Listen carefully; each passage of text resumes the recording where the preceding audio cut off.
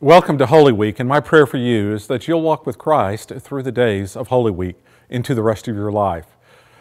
From Palm Sunday through Easter is called Holy Week because it fulfills the meaning of holy, which is to be set apart. To be set apart for God's purposes, and God's purposes then lead us into the ways of holiness. Palm Sunday is our invitation then to be with Jesus as he entered Jerusalem, the city of peace, for the last grand entrance. And through this entrance, with the crowds of thousands of people, Jerusalem swelling to more than 100,000. He was riding a colt, fulfilling a prophecy of the Old Testament. The crowds were calling out, "Hosanna," which is a prayer of "God save us." Palm branches were placed before Jesus. Would Jesus come and lead the political revolution that some had hoped for? Or was he about understanding the changing of the inner life, changing the hearts of men and women, boys and girls, who then would change society without the physical violence? Well, that was the drama. And how would the religious brokers handle Jesus? And also, would Pontius Pilate, as the Roman governor representing Caesar, be involved?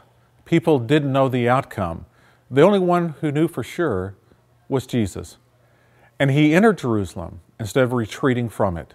He knew the time had come for the Son of God, the Messiah of the world, to provide his life, well, as Mark would say, as a ransom for many.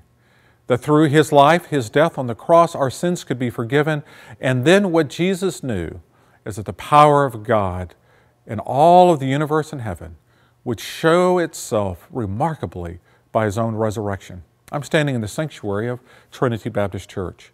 And in this location, you see the exalted Jesus, who's not triumphantly pointing his fingers like I'm number one, but he's holding his hands up by everyone, come and join me. Everyone can be a number one. And the lifted hands beneath him are the hands of the early followers as a sign of us in the 21st century, that we too may have our hands lifted up into his presence. From this Holy Week, Jesus would then teach in the temple. He would call the disciples together for a Last Supper experience. He would go to Gethsemane and pray. He would be unjustly arrested and tried. He would walk the way of suffering via Dolorosa to the Calvary, which means in Latin, the place of the skull. And there, after 6 hours on the cross, he would die, be buried in the borrowed tomb of Joseph of Arimathea, who risked his own reputation along with Nicodemus to stand with Jesus in his death.